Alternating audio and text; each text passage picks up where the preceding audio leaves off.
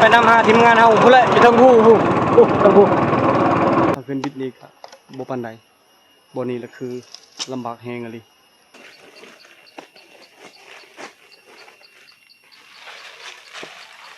น่าเลือดนี่นะโอ้เลือดนี่นะเปียกคนใบไม้เลยเห็นเลือดบ่เฮีย เห็นอยู่บ่ เห็นไอ้จะบังเลือดนี่พี่ เลือดเนาะ นี่บังเปียกเลยเห็นแล้วนี่ โอ้ พี่เลือดนะ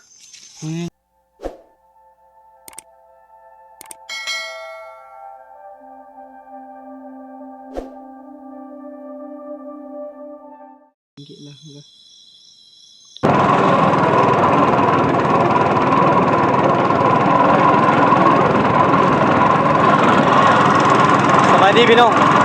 สบายดีตอนบ่ายตอนนี้บ่าย2แล้วไปนำหาทีมงานเฮาพุ่นแหละอยู่ทางผู้ทางผู้บ่แม่นทีมงานเฮาแต่คนในบ้านเฮาอะนะแต่ว่าเขานัดกันแล้วว่าเฮาสิไปหาจุเพิ่น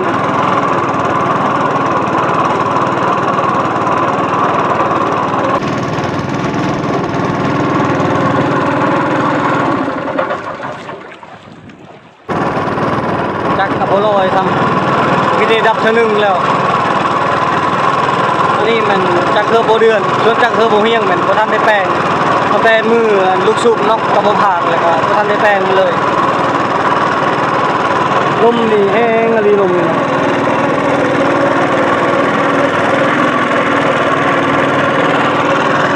สังเกตเบิ่งกังหันนี่ฮู้โลดว่าลมแห้งบ่แห้งซำใดเบิ่งพัดมาเนี่ยเป็นคลื่น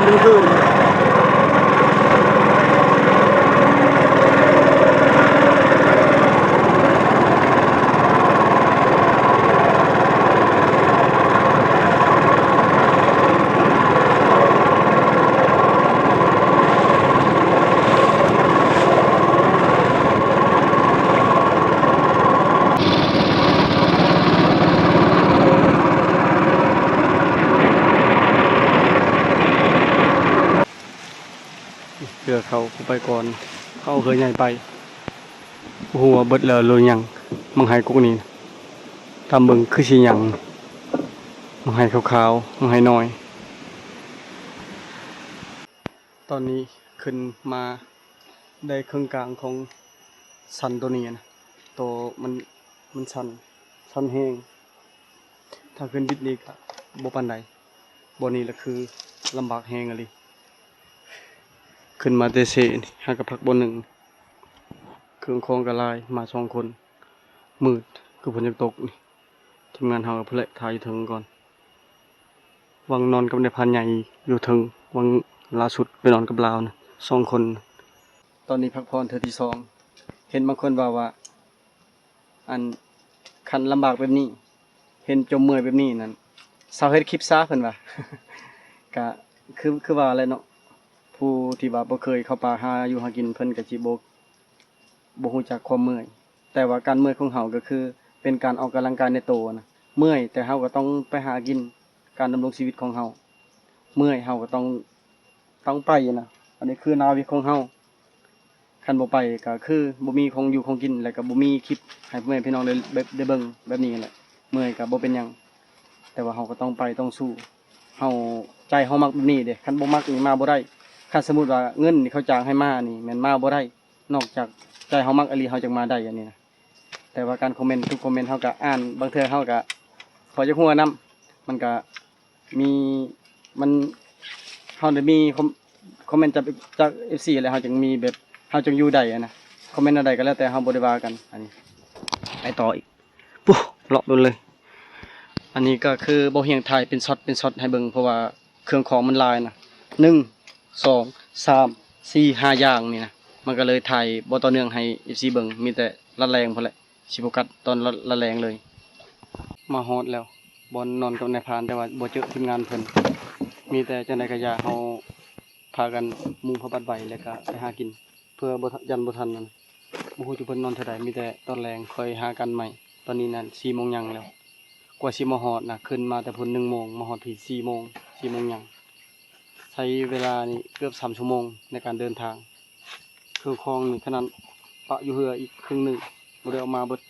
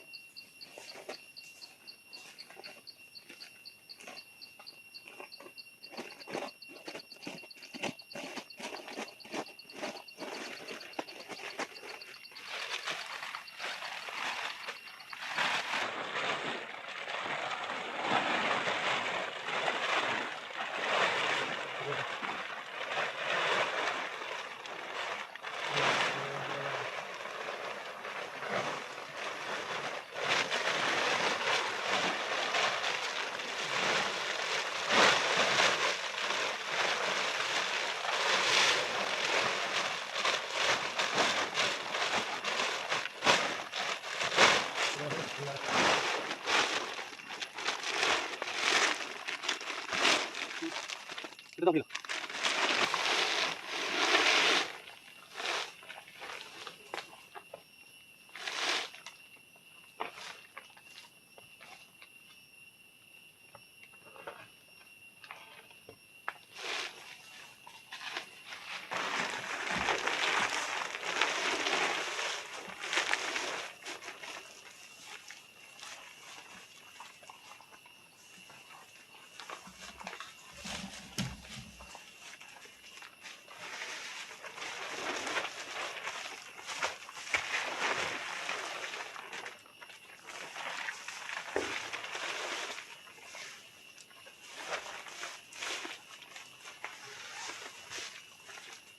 กลางพวัดไปเรียบร้อยเลยไปหาลัดแหล่งก่อน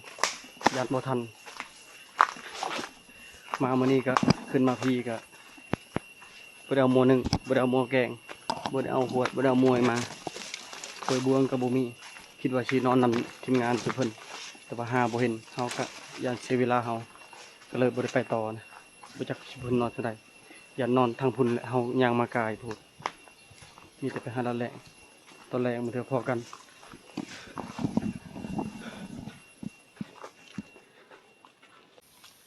กบนี่ก็เข้าดีอะไรนี่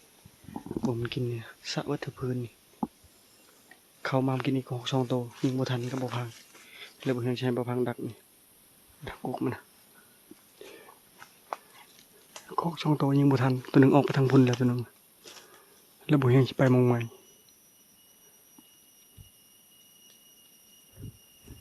หามันดักคักๆโลดตัวน้อยเห็นแต้องมันเข้ามา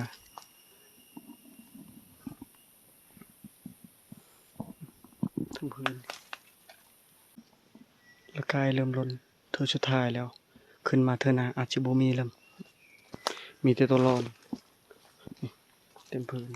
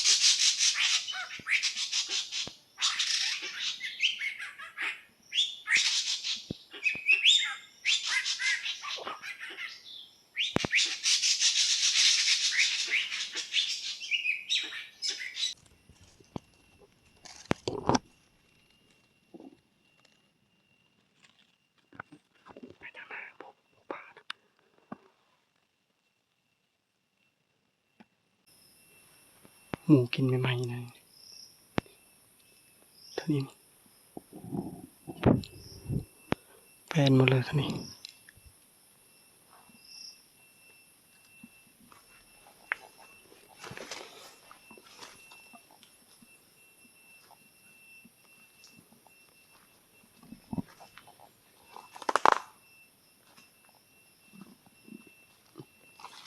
พี่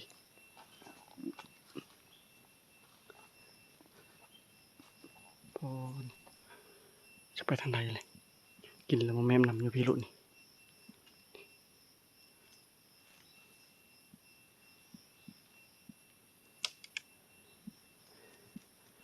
ยิงกองบาทหนึ่งก็บ่ถึกนี่ใหม่ๆเลยนะใหม่ๆเลยปอดหอยหมูนี่อยู่ในพานน้ำจักแล้วบ่จักนี่ใหม่ๆเลยนะนี่โอ้พี่รุ่น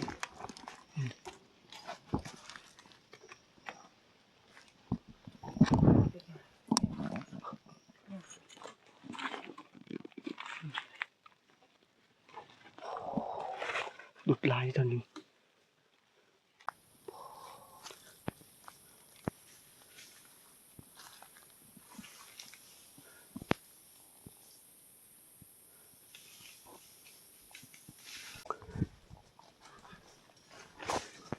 เรียบร้อยแล้วของเรียบร้อยแล้ว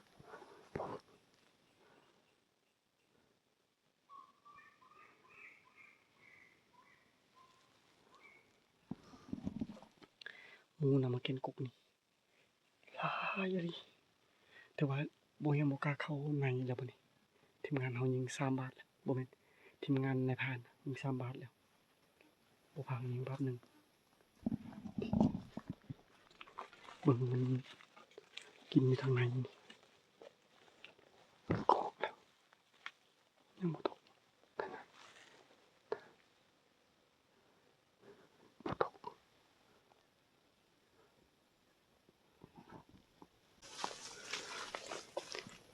บ่ได้ซ้ำกระโดดไปเลยอ้าวคือว่าสิตายนี่บ่เห็นบ่อยากซ้ำยิงชนะภาคข้างนี้โอ้สิได้เด้ไล่มาทางพี่แล้ว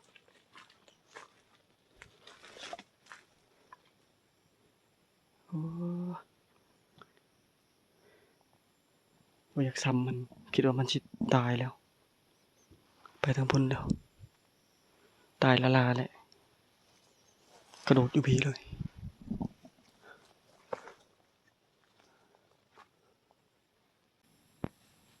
เจอทีมงานนายพรานผู้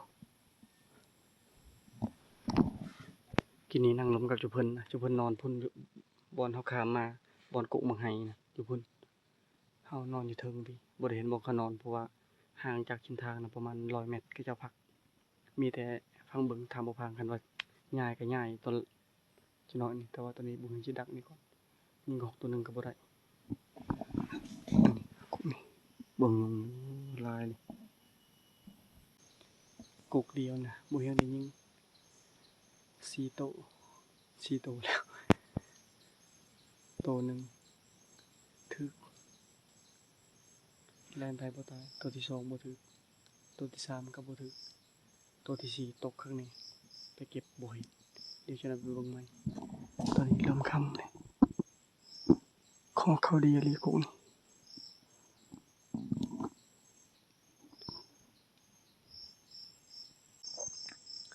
ตอนนี้มืดลงแทบบ่เห็นหยังแล้วบัดนี้มืดคักเลยนี่เรียบร้อยแล้ว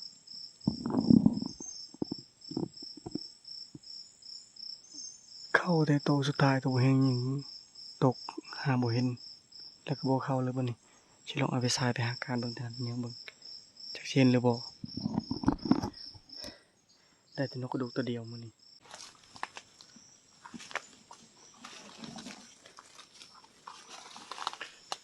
เห็นตกคานี่แล้วบ่เห็นก็เข้าไปเก็บเลยแต่ว่าหาบ่เห็นว่าจะขึ้นต้นไม้ต่อก็บ่เห็น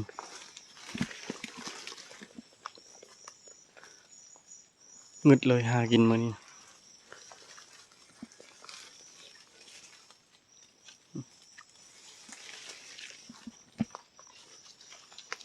หรือว่าคานไปทางอื่นบ่โอ้ย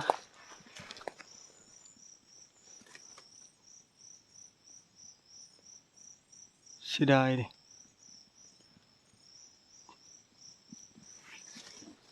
ดึกตกข้างใน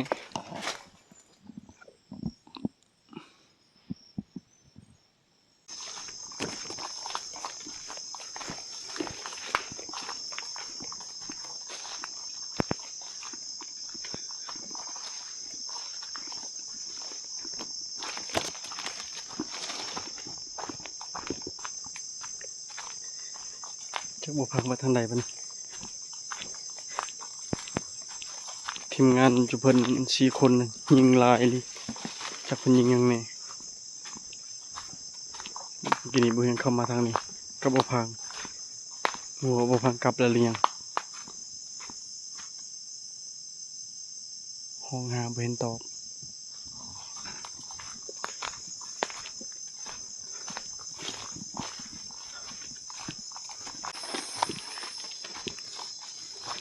บอกพังกลับก่อนแล้ว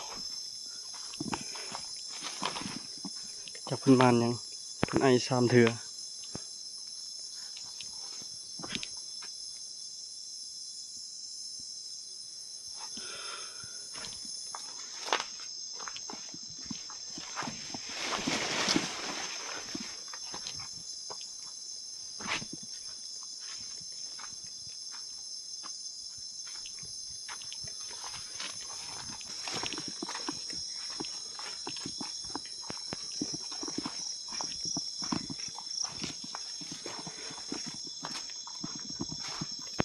มันยังบ่พัง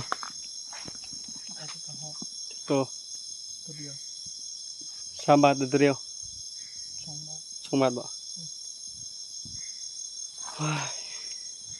เมื่อยเด้เห็นบ่หอยหมูป่าพัง มีอยู่ ลายอยู่เนาะ อืม ป้าหมูป่าลายดิหมูป่านั้นลายเรียร้อนอันนี้นะมื้อนั้นขึ้นมากับอันไอแอดอันนี้นะไอแอดเว้ากุ๊กอันนี้นะคันเจ้าเอากับดักมาวางอันนี้ถึกแน่นอนแล้วอ่ะคือละหู้นี่แหละพอดีบ่เฮียงไปดักเมื่อคืนมื้อนี้นะไปเท่านั้นเต็มเบิดหอยเท่านั้นหอยหมูน้อยหมูใหญ่เข้าอีหลีป้าเราเก่งอีหลีไอแอดนี่เราบอกว่าคันเอากับดักมาวางไว้นี่ถึกแน่นอนแล้วอ่ะเราเบิ่งท่าทางแบบกุกกระบกที่มันมาเข้าเอาไปมื้อนี้โอ้ยข้ามทางข้ามหยังเท่านั้นหมูน้อยหมูใหญ่ทีมงานจุเพิ่นนั่นบ่ฮู้ว่าได้หรือบ่ทุกจะนอนลุ่มพุ่นแหละคันสิลงไปหากับมื้ออื่นมื้อนี้ก็พักผ่อนนอนนี่ก่อน เดี๋ยวอันบ่พังดังไผแล้วก็อุ่นไก่กินไก่แล้วก็จึงไปหาการประมาณพี่น้อย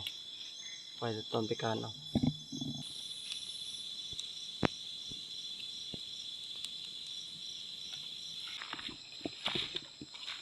ลงมาตักน้ำกินเฮาบ่ได้เอาน้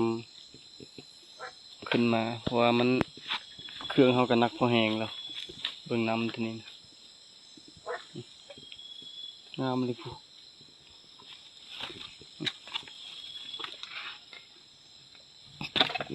บ่เห็นกบตักน้ำเรียบร้อยตักไว้กิน2 ตุกตอนนี้ดังไผ่กระลุกเรียบร้อยมีแต่ตัดไม้ปีงอุ่นไก่ปลาตัวผู้มื้อเช้านี้บ่ได้กินแต่ข้าวหอกกินแล้วก็พากันไปการก็บ่พางนอนอยู่นี่นะปีกายปีซืนมานำกัน7 คนนั่นได้ทางข้าวหอกหมอได้ทางเห็นมานนะแล้วก็หอกก็มื้อละ5-6 โต7 โตแต่หอมนี้บ่ฮู้สิมานหรือบ่เฮาก็ไปสุดของธรรมะบ่แหละคันว่ามานนี่บ่ได้ยากจักดีไปเดือนหนึงก็พอไปเดือนหนึงก็ได้ขึ้นมามื้อนี้บอกเลยว่าเมื่อยเครื่อง2 คนแต่ละคนนี่โป๊เต็มที่ประมาณคนละบ่ต่ำ20 โลว่านั้นเละตัวมาสักนะจุ่มท้องเดออนบ่สักเละว่า ตัวเห็ จะเป็น ตัวไม้หังดิ อืม ตัวเกลียดดิ จะเป็นละตอง เมื่อ ชา เมื่อโอเคปลา ละ ปลาเด็กบัวดอน Berano pun le tahan cuban. Ah, Terus tahan. รถเรียนต่อจุฬา Bucak pak. Iya.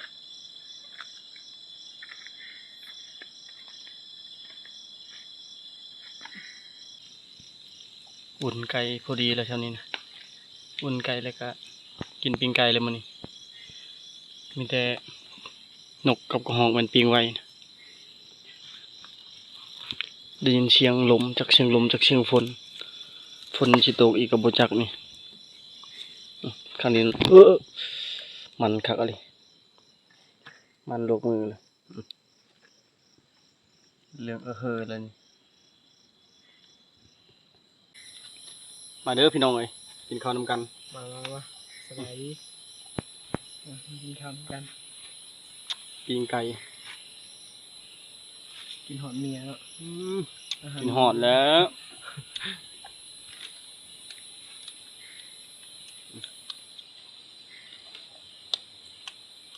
กินแล้วปะหาการเนาะ เด้อ บ่ได้กินหมูปลากินไก่แทน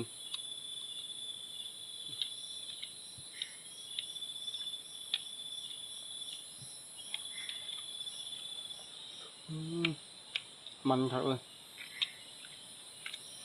ป้าลมนะ เช้านี้มันคนนี้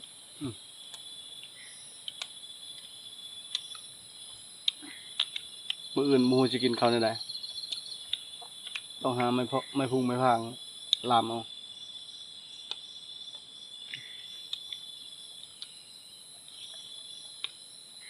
โอ้แซ่บเลย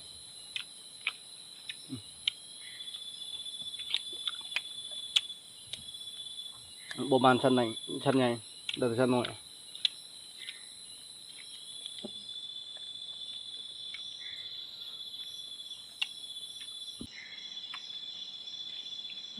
เสียงลม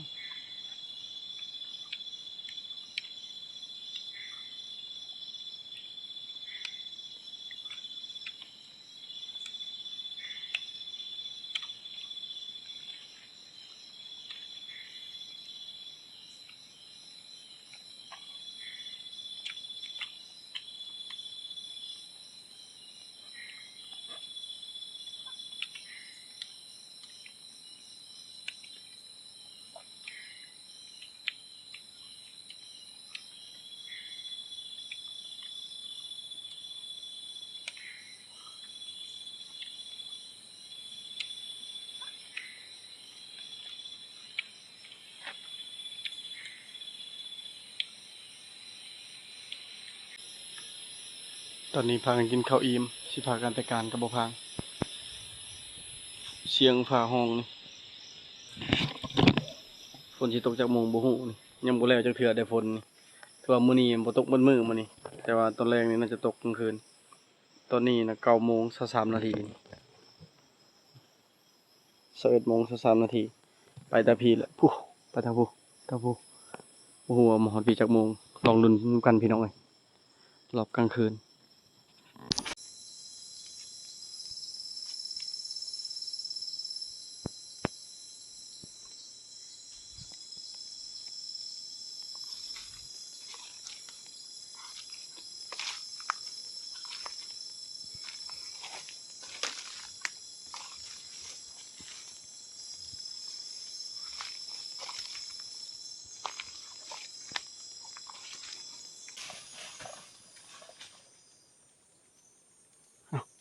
บ่ได้บ่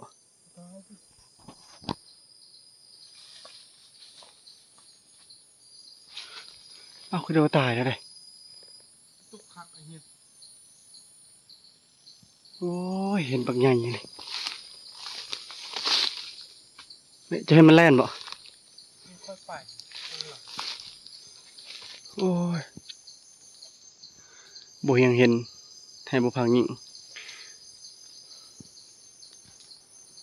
นำมา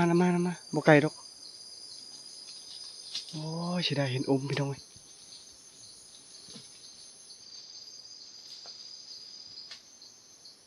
บ่ยังบ่อยากตอกให้บ่พังตอก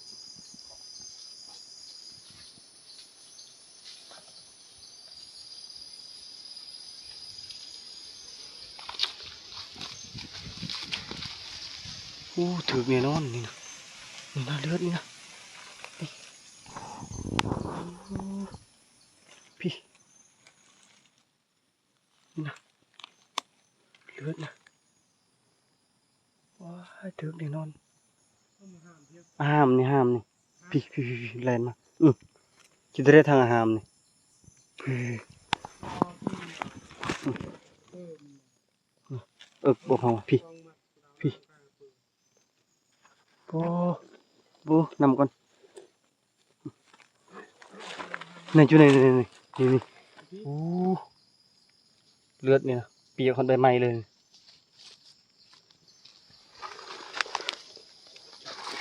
ไปทางไหนแล้วบ้านี่พี่เห็นทางนี้เลย เห็นเลือดบ่เฮีย เห็น เห็นอยู่บ่ พี่จะเบิ่งเลือดนี่พี่ เลือดเนาะ นี่เบิ่งเปียกเลย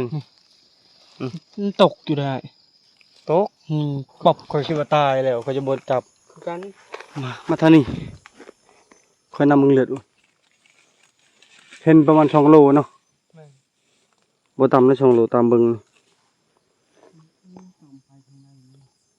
โอ้ยต่ำมันอยู่นะพี่เลือดเบิ่งเลยว่าแต่พี่นี่อันนี้เบิ่งเลือดนี่นะทั้งเลือดทั้งคนมันนี่สะเลยนี่เลือดพี่มาทางนี้นี่จนเปียกไปเลยนี่นะพี่ มันได้มันตกจริง โอ้ ข้างหน้าบ่ มันนั่นแหละแถวนั้นไกลปืนไปเดี๋ยวก็มาตัวนี้นี่อันนี้คือคนมันเลยนี่เห็นอมข้างในนี่บางคนมัน อันนี้มันกินแล้วนี่เฮียเป็นอะไรนี่เห็นบ่เลือด เห็นแบบมันตกนะเห็นอยู่ เลือด ฮอดพี่แล้วบ่ฮู้ไปทางใดบ่นี่ นี่เลือดลาย สังเกตบ่เห็นเลยตายไปชักนี่อ้าวทางหน้าเลยบ่เห็นมันแล่นไปทางใดเลือดมันนี่บ่เห็นเห็นแล้วนี่ โอ้ พี่เลือดนะ นี่จะบ่งบ่นี่นี่ลายเลย แรงขนาดติ๊กๆเลยนี่ตอนนี้เขานำได้ประมาณวง10 เมตรแล้ว เห็นบ่เลือดเห็นบ่ โอ้ผู้แต่จะเป็นมันอยู่หันเนาะอยู่นี่เมื่อกี้นี้นะผู้นี่ดิเห็นบนเรือมันนะ มึงก่อน นำก่อน นี่เห็นบ่ โอ้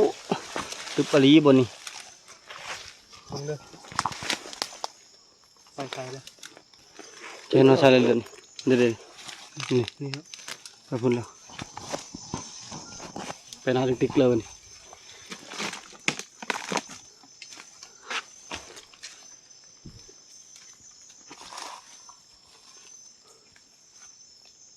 ใช่แล้วมันนี่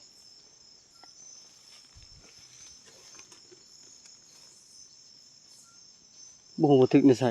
ทึกทองมาจากเลือดออกลายนี่เสียดายเลยนี่กุกนี่กุกประมาณชำขานั่นแหละบ่ได้ใหญ่ห่างบ่ก็ยาวอยู่หันโดนวันนี้เรามาอยู่นี่โอ้ยเสียดายเด้ขาดสิบ่ได้เฮ็ดจะได้ยิงมันได้บ่พัง ต้องยิงระวัง เสียดายเนาะไปต่อยันพอต่อไป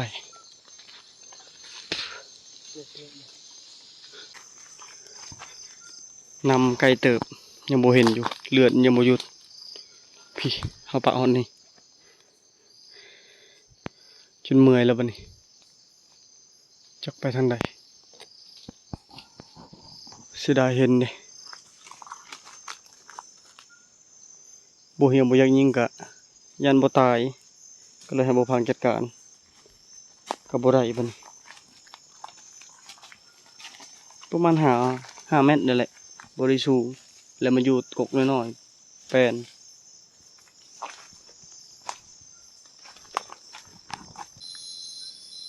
ลิงลมพอตัวที่3ตัวที่1พอเห็นนั่นนะลิงลมตัวที่ ตัวหนึงเห็นตัวที่สองบางหน่อยตัวที่สามลิงลม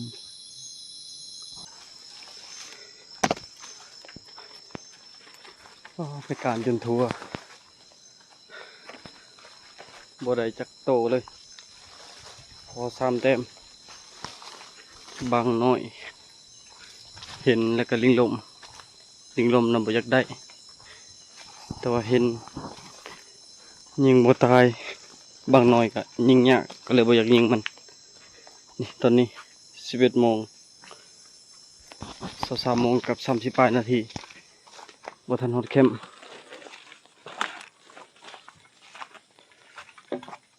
เบิดแห้ง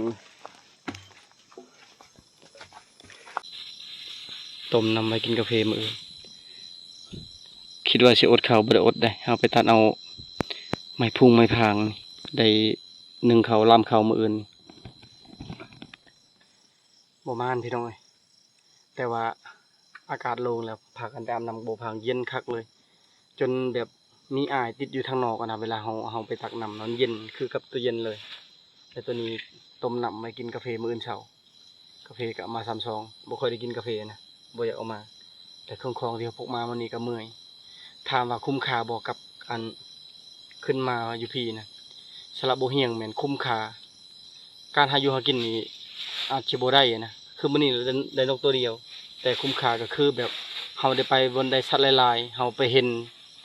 และเฮาขึ้นมาเฮาก็มีความสุขอะนะคือมื้อนี้นี่ก็ฮอกกับหลายโตนกก็หลายโตบ่เพียงพอนะได้ยิงนก2 โตแล้วก็ฮอก5 โตได้ตัวเดียวได้นกตัวเดียวก็บ่เป็นหยังบ่ได้ซีเรียสนะ